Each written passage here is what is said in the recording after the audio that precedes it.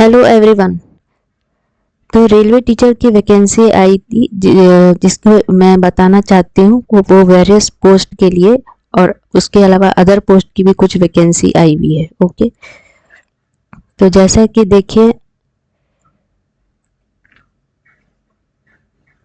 यहाँ पे आपको दिख रही होंगी, ठीक है, government of India, ministry of railway, railway recruitment board, जिसमें आपको यहाँ बता रही हूँ मैं, recruitment of various minister and isolated categories. ये देखिए रेलवे टीचर की वैकेंसी है, ये जो आपको ये वेरियस पोस्ट के लिए है, ठीक है। तो ये पीजीटी, टीजीटी एंड पीआरटी और उसके अलावा कुछ अदर पोस्ट की भी इसमें है वैकेंसी, ठीक है। नाउ इम्पोर्टेंट डेट क्या है इसके, डेट ऑफ पब्लिकेशन, ये फॉर्म कब निकली है आपकी, 6 जनवरी 2025। फिर इसकी फॉर्म भरने की डेट है, opening date and time of online registration 7 जनवरी 2025, मतलब 7 जनवरी 2025। क्लोजिंग डेट मतलब फॉर्म भरने की, मतलब खत्म होने की जो डेट है वो आपकी 6 फरवरी 2025 है। फिर आपकी जो फी पेमेंट देने की है उसकी है लास्ट डेट जो है क्लोजिंग, वो है 7 फरवरी 2025 टू 8 फरवरी 2025। End date and time of modification, जो फॉर्म भर के जो करेक्शन की डेट आती है फॉर्म भरने में, उसकी है 9 फरवरी 2025 टू 18 फरवरी 2025। ओके, अब नेक्स्ट आ जाते हैं। नेक्स्ट है आपका, नेक्स्ट है ये बताने वाली हूँ मैं कि question paper for single stage, ठीक है, सीबीटी, मतलब कि सीबीटी आपका हो गया computer based test, will be of 90 minutes duration for 100 question and 120 minutes for पीडब्ल्यूबीडी candidate who are availing the scribe facility.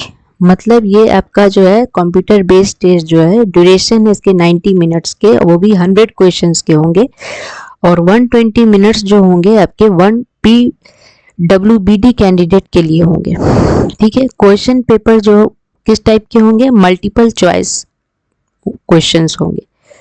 Now standard of questions for the single stage computer based test will be generally in conformity with the educational standard prescribed for the post। educational standard का means हुआ कि जैसे like professional ability, general awareness, general intelligence and reasoning, mathematics, general science, ये सब जो है educational standard हो गया। and professional ability मतलब जो आपका main subject है, जैसे economics हो गया, bio हो गया, chemistry, जिसके भी जो भी subject है तो उसको हम प्रोफेशनल एबिलिटी बोला जाते हैं, जिसके नंबर ऑफ क्वेश्चंस है 50 एंड मार्क्स अलॉटेड भी 50 है। एंड टोटल पूरे सब्जेक्ट मिला के जो हैं आपके, जैसे professional ability, general awareness, general intelligence and reasoning, mathematics, general science, तो नंबर ऑफ क्वेश्चंस हो गए आपके टोटल 100 एंड मार्क्स जो है, टोटल नंबर ऑफ मार्क्स वो है 100। Each question will be 1 mark each, मतलब हर एक क्वेश्चन के एक नंबर जरूर मिलेंगे।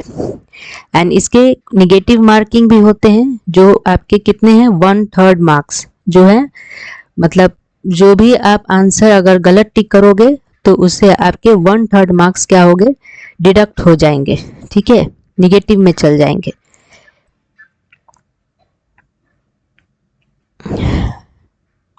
चलिए नेक्स्ट आते हैं।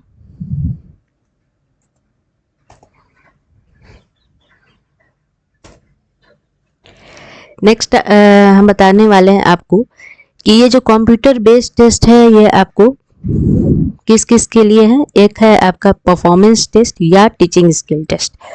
तो अपार्ट फ्रॉम दी जो computer based test of 100 marks as brought at para 13.8 teachers will be subjected to performance test and teaching skill test। okay, for the postgraduate teacher, trained graduate teacher, physical training instructor and primary teacher, assistant teacher, junior school, जिसको PRT भी बोला जाता है, primary teacher को PRT बोलते हैं, the recruitment shall be done on the basis of written test CBT and teaching skill test in the ratio 85:15। तो जैसा कि आपने देखा कि पीजीटी टीजीटी एंड पीआरटी के लिए कौन कौन से टेस्ट होंगे? CBT and teaching skill test होंगे। ठीक है, तो जो भी अगर रिटन टेस्ट में अगर आप क्वालिफाई कर जाते हो तो रिटन टेस्ट में आपको वेटेज जो है ज़्यादा मिलेगी, और 85 जैसे है तो 85 वेटेज रिटन के लिए होगी और 15 जो है वेटेज वो टीचिंग स्किल टेस्ट के लिए जाएगी। Okay, next, for the post of music teacher, train graduate teacher, music train graduate teacher या craft train graduate teacher, drawing the weightage of written test, CBT performance test and skill test will be in the ratio 16, ratio 25, ratio 15 respectively.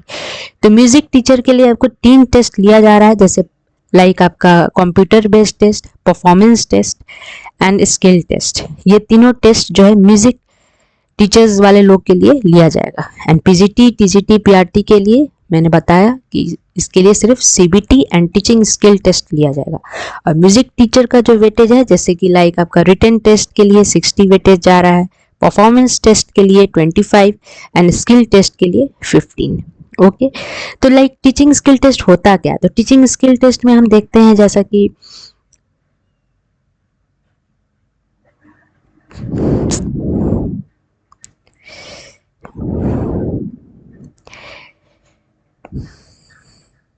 Teaching skill test जैसे हो गया आपका कि based on teaching ability, teaching methodology, content expertise, appropriateness of material, incorporation of recent development in the discipline, communication skill, presentation skill, classroom management skill, understanding of subject matter, problem solving ability, decision making, creativity, leadership and motivation quality. Candidate will be asked to teach some topics of their subject through PowerPoint presentation in front of the committee. Topics will be decided by the committee on the spot.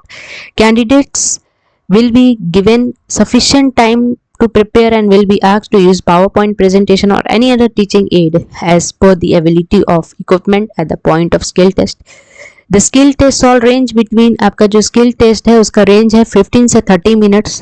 ठीक है, जो committee जो है उसके द्वारा decide किया जाएगा। Skill test जो है 150 मार्क्स के होंगे।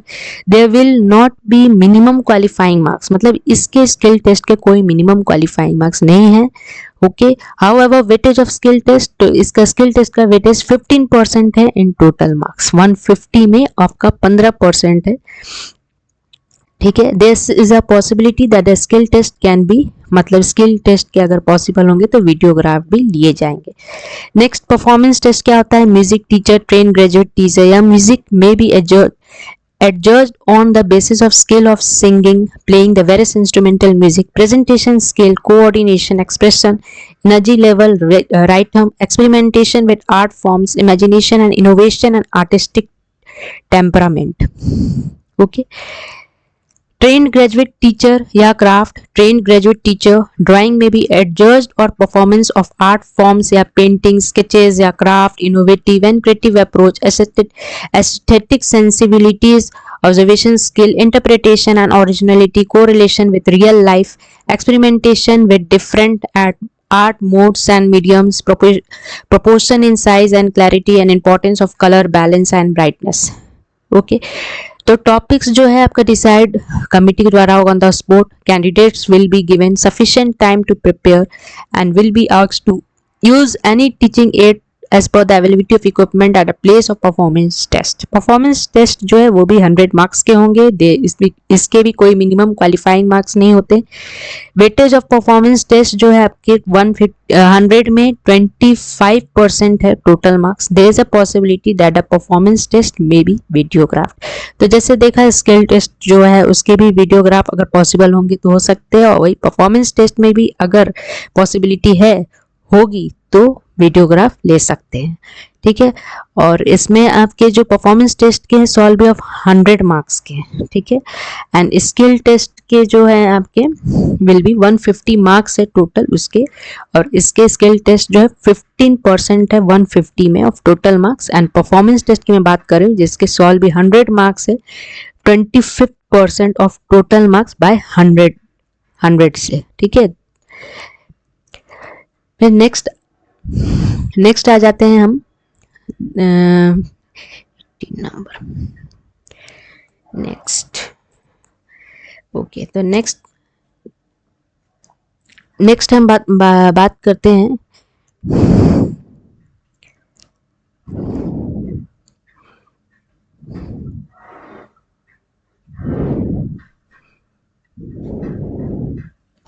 ये देखिए, ये सारे आपके जो है लिस्ट ऑफ आरआरबी वेबसाइट्स दिए हुए हैं। यहाँ आप लोग देख सकते हैं लोकेशन, जिसमें आप जिस लोकेशन में आप अप्लाई करना चाहते हो।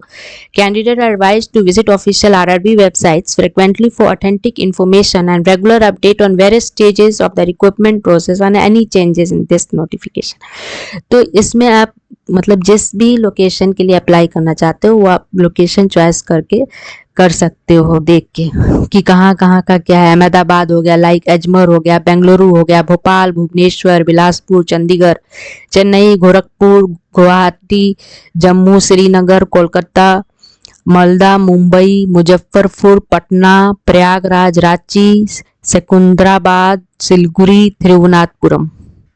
ओके, थोड़ा सा मैं इसको बड़ा करके दिखा देती हूँ ताकि आप लोग को दिख जाए। ये देखिए, ये सब जो है लोकेशन दिए हुए हैं ये सब, ठीक है। तो ये सब आप लोग को जो जहाँ भी मतलब अप्लाई करना है जिसमें जिस इंटरेस्ट के लिए भी आप अप्लाई कर सकते हो, तो आप देख के यहाँ से चॉइस करके उस लोकेशन में अप्लाई भर सकते हो। ओके, चलिए अब नेक्स्ट आ जाते हैं।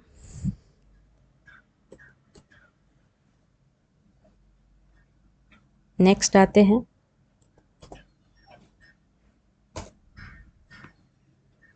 नेक्स्ट हम बताते हैं ये किस किस पोस्ट के लिए है, ठीक है। जैसे आरआरबी बिलासपुर में देख लीजिए आप, जैसे कि पोस्ट ग्रेजुएट टीचर कॉमर्स के लिए है। इसके कितने लेवल है? 8 है, ठीक है। यूआर के लिए कितने हैं? 1 है।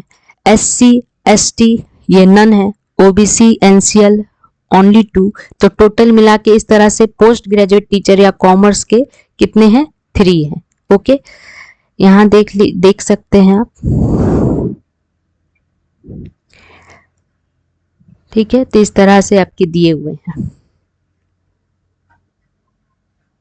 नेक्स्ट आ जाते हैं, जैसे कि अदर देख लीजिए, पोस्ट ग्रेजुएट टीचर हिंदी का देख लीजिए। हिंदी के जो है 8 है लेवल और इसके यूआर 1 है एंड एससी एसटी नन है। ओबीसी एनसीएल 1 है। ईडब्ल्यूएस में नन है। टोटल मिला के इसके 2 हैं। ओके, फिर आपके पोस्ट ग्रेजुएट टीचर या पॉलिटिकल साइंस के लिए जैसे कि 8 है लेवल, यूआर के लिए 1, SC none, ST none, OBC NCL none, EWS none, total मिला के 1 हो गया। ओके, इस तरह से आपके पोस्ट दिए हुए हैं, सबके अलग अलग। Post graduate teacher commerce, Hindi, political science. Bio का आप देख सकते हो, बायो का 8 है, यूआर 1, एससी का none, ST none, OBC NCL none, EWS none, total वही 1। तो ये आपका पोस्ट ग्रेजुएट टीचर के लिए है। उसी तरह चीफ लॉ असिस्टेंट के लिए निकले हैं, पब्लिक प्रोसिक्यूटर का निकला है, physical training instructor English medium, ठीक है। तो ये सब के चीफ लॉ असिस्टेंट के आप देख सकते हैं, जैसे कि इसके लेवल 7 है। यूआर के कितने हैं? 2 हैं। एससी एसटी नन है। ओबीसी एनसीएल नन है। ईडब्ल्यूएस 1 है। टोटल आपका मिला के चीफ लॉ असिस्टेंट के कितने हैं? 3 है। उसी तरह पब्लिक प्रोसिक्यूटर का देखोगे कि 7 है लेवल, इसमें यूआर 2 है। जो जनरल कैटेगरी के हैं यूआर बोला जाता है, उनके 2 हैं। एससी नन है, एसटी नन है, ओबीसी एनसीएल नन है, ईडब्ल्यूएस नन है। तो इसके टोटल मिला के आपके 2 हैं, ठीक है। नेक्स्ट आ जाते हैं हम ट्रेंड ग्रेजुएट टीचर में। ट्रेंड ग्रेजुएट टीचर जो आर्ट्स के लिए में है, इंग्लिश मीडियम वाले लोग के लिए है, इसके लेवल 7 है, ठीक है। यूआर जो जनरल है, जनरल कैटेगरी, उनके लिए 6 है, ठीक है। एससी एसटी नन है। तो इस तरह से आपके एससी एसटी नन है, तो टोटल मिला के इसके कितने हैं? 3, ठीक है। ये ट्रेंड ग्रेजुएट टीचर का मैं बता रही हूँ आर्ट्स इंग्लिश मीडियम वाले लोग के लिए, कि जिनके यूआर के लिए 6 है, एससी एसटी नन है, फिर ओबीसी एनसीएल 3 है, टोटल ईडब्ल्यूएस के भी है, ईडब्ल्यूएस वाले लोग के लिए 3 है, जिसमें टोटल आपका है 12। उसी तरह ट्रेन ग्रेजुएट टीचर या क्राफ्ट इंग्लिश मीडियम वाले लोग के लिए जो है 7 है। फिर आपका यू आर 7 मतलब ये लेवल है। यू आर आपका 2 है। SC ST none, OBC NCL 1 हो गया, EWS नन, तो टोटल 3। तो ये सब ट्रेन ग्रेजुएट टीचर का निकला है। जिसके आर्ट्स होंगे तो आर्ट्स में लेंगे, या जो क्राफ्ट वाले हैं वो क्राफ्ट में ही करेंगे, इंग्लिश मीडियम वाले। Train graduate teacher English, train graduate teacher जो इंग्लिश में अप्लाई करेंगे इंग्लिश में, जो हिंदी में अप्लाई करेंगे हिंदी में भर सकते हो आप लोग। ठीक है। ट्रेन ग्रेजुएट टीचर मैथ्स के लिए क्या है, उनके भी यही है, 7 है। फिर आपके UR के 4 हैं, SC ST नन है। फिर यहाँ पर आपका 1 दिया हुआ है, OBC NCL। ठीक है। और उसी तरह यहाँ आप देख सकते हो ये है आपका टोटल है 5, और ये तो ये एक्सपोर्ट इंपोर्ट का कुछ है जिसमें 1 दिया हुआ है। तो सबके अलग अलग दिए हुए आप देख सकते हो। Train graduate teacher PCB, Sanskrit, science. ठीक है। ये सब अदर पोस्ट है। जूनियर ट्रांसलेटर हिंदी हो गया, स्टाफ एंड वेलफेयर इंस्पेक्टर हो गया। ठीक है। इसी तरह सबके निकले हुए हैं। प्राइमरी रेलवे टीचर के निकले हैं, lab assistant grade and chemist and metallurgist, ये सब के निकले हैं आपके। ओके, नेक्स्ट आ जाते हैं।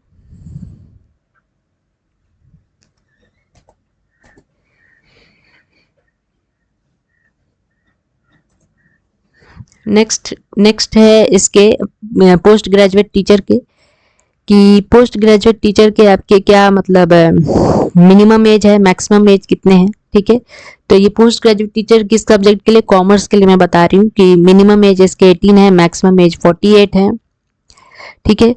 इसके आपके जो मिनिमम एजुकेशनल या टेक्निकल या जो आपके ये प्रोफेशनल, ये सब जो आ जाते हैं, ये सब देख सकते हो आप, professional qualification.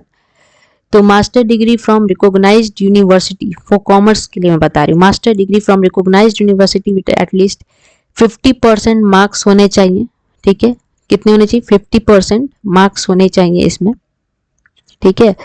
In aggregate in commerce के लिए। हाउएवर जो डिग्री MCOM इन अप्लाइड, जो MCOM किए हुए हैं या बिजनेस इकोनॉमिक्स है, तो ये एलिजिबल नहीं है इसमें। BEd जो है इक्विवेलेंट होनी चाहिए, BEd की डिग्री किसी भी यूनिवर्सिटी से। Proficiency in teaching in Hindi, मतलब हिंदी टीचिंग होना चाहिए या इंग्लिश मीडियम में होना चाहिए, और कंप्यूटर की नॉलेज तो जरूरी होनी चाहिए। ओके। फिर नेक्स्ट आ जाते हैं।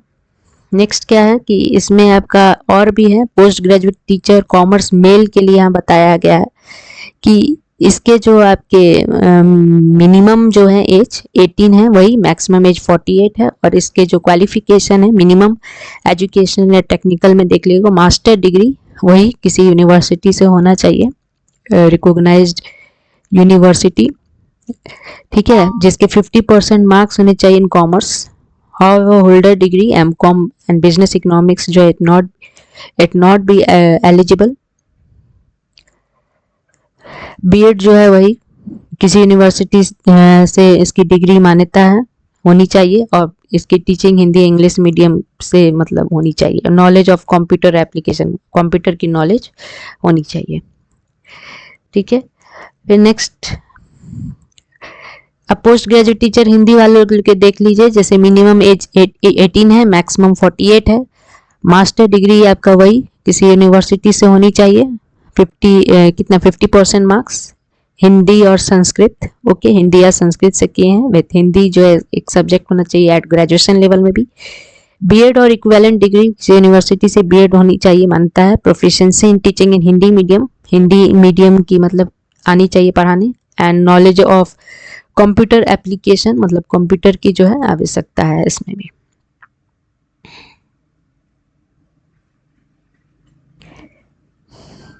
ओके। नेक्स्ट आ जाते हैं। उसी तरह सबका दिया अलग अलग। ठीक है। Post graduate teacher Hindi male, Hindi male का दिया हुआ है, हिंदी मेल वाले लोग के लिए वही है। ठीक है। 18 मिनिमम एंड मैक्सिमम 48। इसके जो क्वालिफिकेशन है, master degree from recognised university जो with at least 50% marks in aggregate Hindi और Sanskrit with Hindi as one subject at graduate level, B Ed और equivalent degree from recognised university, proficiency in teaching in Hindi medium से teach होनी चाहिए पढ़ाने के लिए, एंड नॉलेज ऑफ कंप्यूटर की आवश्यकता है, इसमें भी नॉलेज होनी चाहिए, जरूरत है। ओके, फिर नेक्स्ट आते हैं तो ये post graduate teacher political science के लिए, पॉलिटिकल साइंस वालों के लिए जो मिनिमम एज 18 है, मैक्सिमम एज आपकी 48 है।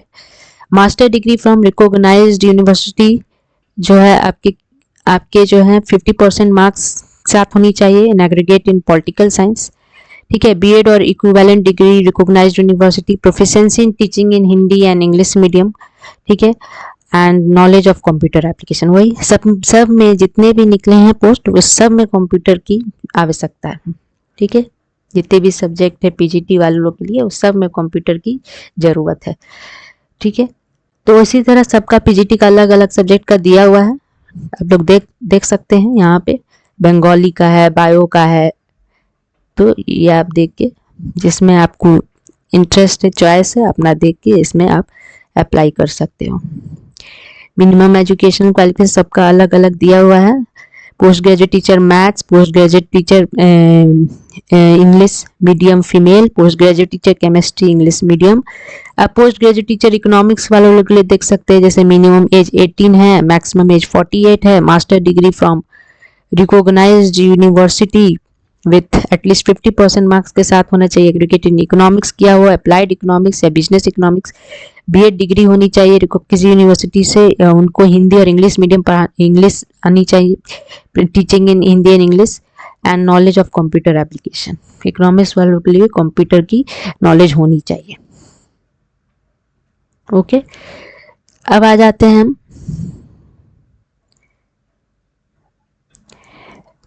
तो उसी तरह सबका अलग अलग दिया हुआ सब्जेक्ट का, post graduate teacher English female, post graduate teacher English male, post graduate teacher English या English, post graduate teacher geography English medium, ठीक है, सबके अलग अलग दिए हुए हैं। Post graduate teacher English medium, post graduate teacher home science English medium, post graduate teacher physics वालों के लिए, post graduate teacher physics female के लिए है, post graduate teacher physics male वालों के लिए, post graduate teacher sociology, post graduate teacher physical education,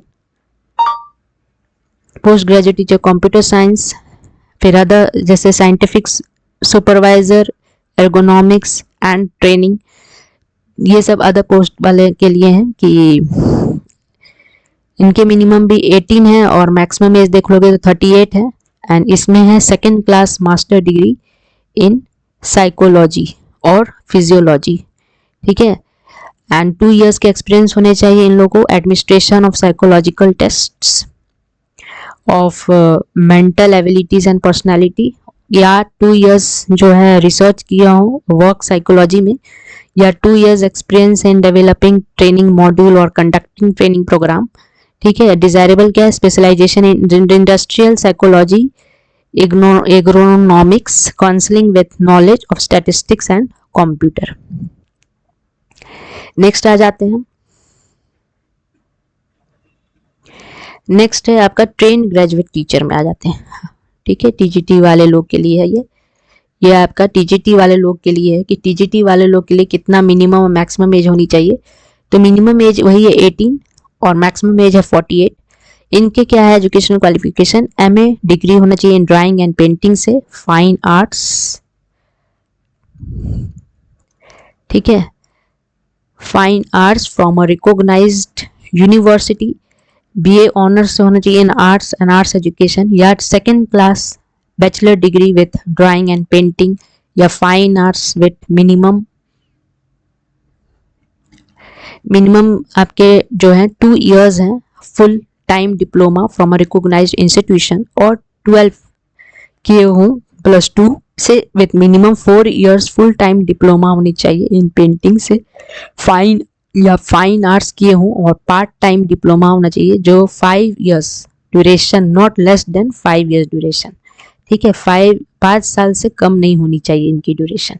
कंपेटेंसी in teaching in English medium से मतलब इनकी जो है टीच होनी चाहिए।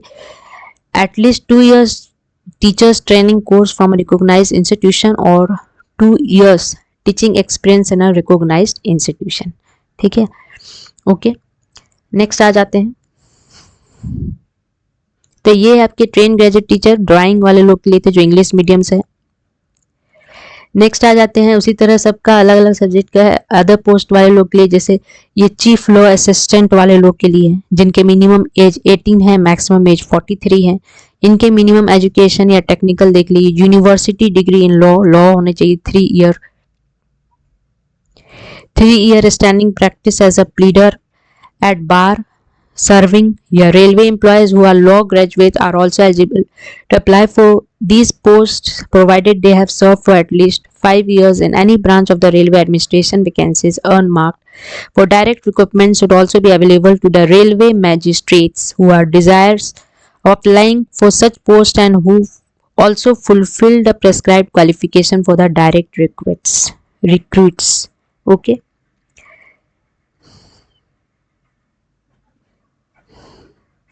उसी तरह आपका ये अदर पोस्ट वाले लोग के लिए है, पब्लिक प्रोसिक्यूटर का निकला है, फिजिकल ट्रेनिंग का निकला है।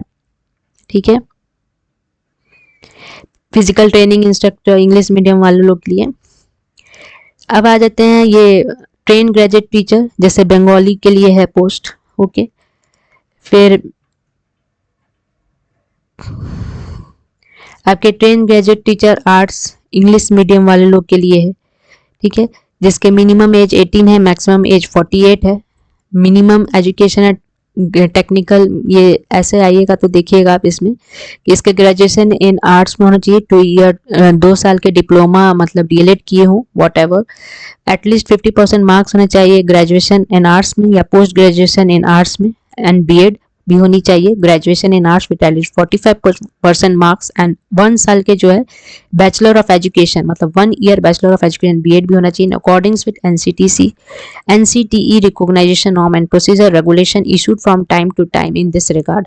ओके, और 12+2 किए हो एटलीस्ट विद 50% मार्क्स के साथ 4 साल के जो है बैचलर इन एलिमेंट्री मतलब BEL.ED या 12+2 और its equivalent with at least 50% marks 4 साल के जो है BA जो किए हुए हैं BSCED और BA.ED BSCED या ग्रेजुएशन इन आर्ट्स से किए हुए हैं 50% मार्क्स के साथ 1 ईयर से कोर्स किए बीएड का, जिसको स्पेशल एजुकेशन बोला गया है, वो होनी चाहिए। या post graduation in arts with minimum 55% marks, minimum 55% marks होनी चाहिए पीजी में आपके, और equivalent grade in and 3 years integrated मतलब 3 साल के इंटीग्रेटेड कोर्स होनी चाहिए BEd to MEd. Passed in the teacher eligibility test, ठीक है, टीचर एलिजिबिलिटी टेस्ट में पास होनी चाहिए to conduct by appropriate government in accordance with the guidelines framed by the NCT for the purpose provided that a minimum percentage of marks in graduation shall not be applicable to those incumbents who had already taken admission to the Bachelor of Education या Bachelor of Elementary Education or equivalent course prior to the 9th December 2013। Competency in teaching English medium की होनी चाहिए। Relaxation जो है इसके कितने हैं, वही पीजीटी के भी आपके 5% रिलैक्सेशन की छूट थी, और इसके भी जो है आपके कितने हैं रिलैक्सेशन 5% की ही in education qualifying marks all be allowed to the candidate belong to reserve category such as SC ST OBC PWBD. आप देख सकते हो कि पीजीटी की भी जो रिलैक्सेशन है वो आपकी क्या है, सेम है as a TGT way, same है एज अ टीजीटी वे। एक बार मैं दिखा देती हूँ पीजीटी का भी।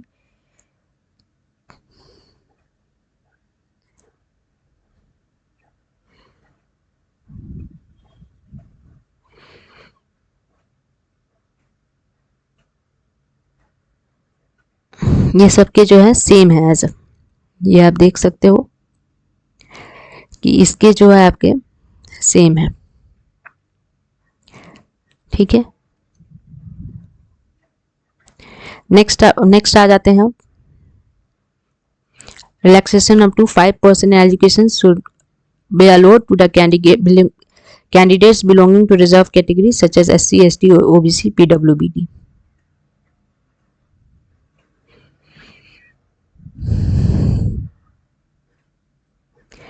अब नेक्स्ट आते हैं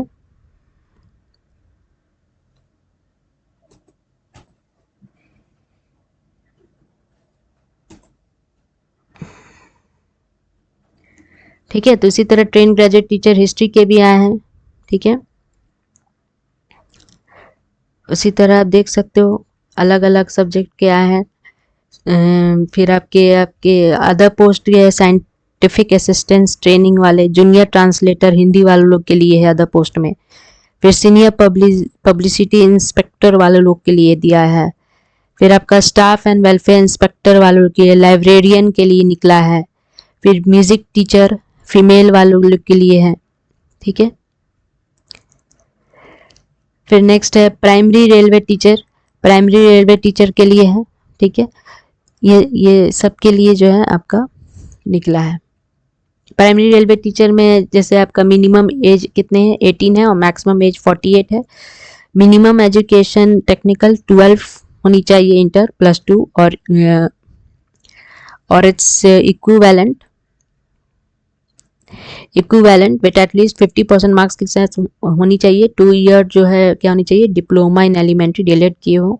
12+2 और इक्विवेलेंट जो 45% marks and 2 year diploma in elementary education in accordance with NCT recognition norms and procedure regulation 2002 या 12+2 और its equivalent with at least 50% marks के साथ होनी चाहिए। 4 ईयर जो है bachelor of elementary education B.EL.ED 12+2 और equivalent with at least 50% marks and 2 year diploma इन मतलब एजुकेशन होनी चाहिए, 2 साल की डिप्लोमा होनी चाहिए इन एजुकेशन इन स्पेशल इसको स्पेशल एजुकेशन भी बोला जाता है। Graduation and 2 graduation and 2 year diploma in elementary education या ग्रेजुएशन विद एटलीस्ट 50% मार्क्स मतलब 50% मार्क्स का साथ ग्रेजुएशन किए हो एटलीस्ट या बीएड होनी चाहिए आपकी मान्यता, okay.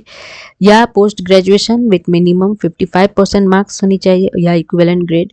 3 year integrated B Ed to M Ed होनी चाहिए।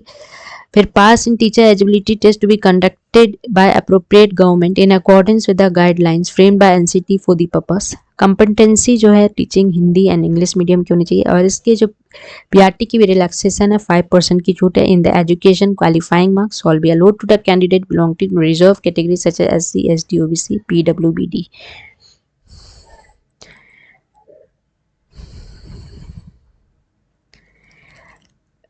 एंड नेक्स्ट आ जाते हैं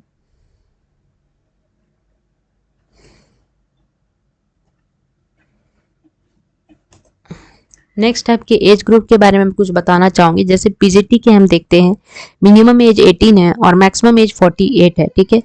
तो इसमें जो है आपके जैसे एक 1977 दिए हुए हैं तो 1977 के पहले वाले जो वो नहीं होना चाहिए, 1977 के पहले नहीं होनी चाहिए, ठीक है। और ये 2007 के बाद नहीं होनी चाहिए, ये मैं बताना आपको चाहूंगी। एटलीस्ट जो है यूआर वालों लोग के लिए सबके एज अलग अलग दिए हुए हैं, मिनिमम कितने होने चाहिए, मैक्सिमम कितने होनी चाहिए। तो ये 1977 के पहले नहीं होनी चाहिए और यहाँ जो दिया हुआ है आपका 2007 के बाद नहीं होनी चाहिए। ये है include a relaxation of 3 years in age beyond the prescribed age limit as a one-time measure due to the COVID-19 pandemic. The date of birth limit for SC, ST and OBC NCL given in above table दिया आपका age relaxation के बारे में। फिर आ जाते हैं यहाँ relaxation in upper age limit. Maximum upper as for the following categories community is given indicated in the table below, ठीक है। ये कम्युनिटी कैटेगरीज है, जैसे एससी एसटी है, इसका कम्युनिटी नन है। इसका एज रिलैक्सेशन अपर एज लिमिट देखेंगे, मैक्सिमम अपर एज कितने हैं, 33 है, 35 है, 36 है, 38 है, 43, 48 एज पर अपर एज है ये सब as group. Plus age relaxation इनको 5 years के दिए, 5 साल के। जो नन क्रीमी लेयर ओबीसी उनके भी कम्युनिटी नन दिए एज रिलैक्सेशन अगर बियॉन्ड अपर एज लिमिट और मैक्सिमम अपर एज देखोगे 33 है, 35, 36, 38, 43, 48 एज पर upper age in age group. Plus age relaxation जो है 3 years के होने चाहिए। उसी तरह आप सबके अलग अलग कैटेगरीज देख सकते हो। एक सर्विसमैन वाले लोग के लिए यूआर एंड ईडब्ल्यूएस दिया कम्युनिटी 33 है, 35, 36, 38, 43, 48 एज पर upper age in age group. Plus age relaxation 3 years के होना चाहिए after deduction of length of service from age, ठीक है। इसके आपका कम्युनिटी है एक्स सर्विसमैन के UR and EWS OBC NCL, ठीक है, 36 या 38 या 39, 41 या 46, 51 ये सब जो एज रिलैक्सेशन दिया है एज पर अपर एज लिमिट वालों के लिए। प्लस एज रिलैक्सेशन जो है 6 साल के होने चाहिए after deduction of length of service from age. NSC NST वाले लोग के लिए 38 या 40, 41, 43 या 48, 53 एज पर अपर एज है। प्लस एज रिलैक्सेशन 8 साल के होने चाहिए after deduction of length of service from age. फिर है पर्सन विद बेंचमार्क डिसेबिलिटी जिसके कम्युनिटी URN EWS है, इसके एज रिलैक्सेशन 33 या 35, 36, 38, 43, 48 age upper age in age group. Plus age relaxation इसके 10 साल के हैं। OBC NCL 33 या 35, 36, 38, 43, 48 एज पर upper age in age group. Plus age relaxation 13 साल के हैं। NSC ST 33, 35 या 36, 38, 43, 48 upper age in age group. Plus age relaxation जो है 15 साल के होंगे। फिर नेक्स्ट आ जाते हैं कैंडिडेट सर्विंग जो आपके ग्रुप C वाले लोग के या अर्स्टवाइल ग्रुप D वाले railway staff and casual labour का बता रहा है कि सब्स्टिट्यूट विद मिनिमम 3 साल का सर्विस इन रेलवे कंटिन्यूअस और ब्रोकन स्पेल्स जो है आपके URN EWS कम्युनिटी में आए। OBC NCL SC ST सब कम्युनिटी है। जो इसका जो एज रिलैक्सेशन है up to 40 years of age बता रहा है, जो maximum age limit in the age group up to 43 years of age और the maximum age limit in the age group. And OBC NCL वाले लोग के लिए जो है अप टू 43 इयर्स एज के maximum age limit in the age group. And SC NST up to 45 years of age और the maximum age limit in the age group. ठीक है, SC ST वालों लोग के लिए। फिर ये जो है 45 इयर्स है। OBC NCL के देखेंगे तो 43 इयर्स के हैं मैक्सिमम एज लिमिट।